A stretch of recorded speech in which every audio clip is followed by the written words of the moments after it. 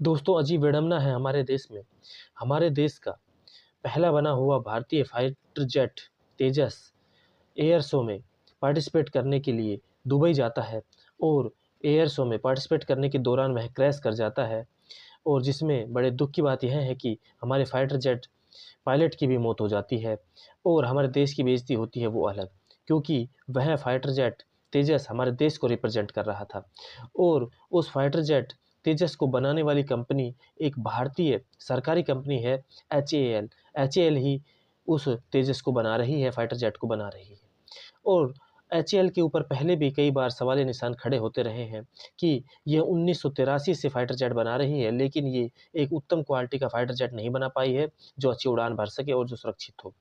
इसके ऊपर पहले भी कई बार सवाल निशान खड़े होते रहे हैं और हमारे एयर चीफ ने तो फरवरी में ही कह दिया था कि मैं एचएएल को लेकर कॉन्फिडेंट नहीं हूँ, इसलिए इसका कॉन्ट्रैक्ट किसी प्राइवेट कंपनी को दिया जाए और इसकी कमान किसी प्राइवेट कंपनी को या फिर प्राइवेट ऑर्गेनाइजेशन को दी जाए, जिससे कि अच्छे से काम हो सके और अच्छा सा एक फाइटर जेट बन सके। लेकिन सरकार ने इन सरकारी बाबू की कंपनी को ही ये कॉन्ट्रैक्ट देकर रखा है, जिसके कारण हमारे देश की भी बेइज्जती हुई है और हमारे फाइटर जेट के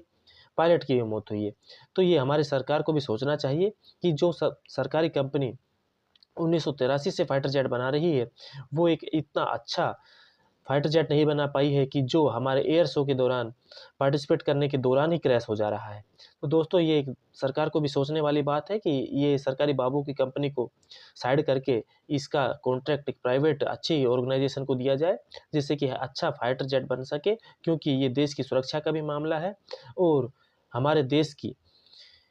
गरिमा का और शान का भी मामला है। तो सरकार को इसके ऊपर गहन चिंतन करना चाहिए। ये कोई छोटी मामूली बात नहीं है, एक फाइटर जेट के पायलट का मरना और एक विश्व स्तरीय एक प्रोग्राम के दौरान हमारे देश का फाइटर जेट का क्रैश हो जाना, ये बड़ी शर्म की बात है। इसके ऊपर हमारे देश की सुरक्षा के ऊपर भी सवाल निशान खड़े होते हैं। इसलिए सरकार को अहम अंतःज्ञान का परिचय देते हुए इसको तुरंत प्रभाव से एचएएल को बैन करके और इसका कॉन्ट्रैक्ट किसी अन्य प्राइवेट कंपनी को देकर इसमें तकनीकी व्यवस्थाओं को सुधार करना चाहिए, जो कि आगे इस प्रकार की कोई घटना ना हो सके।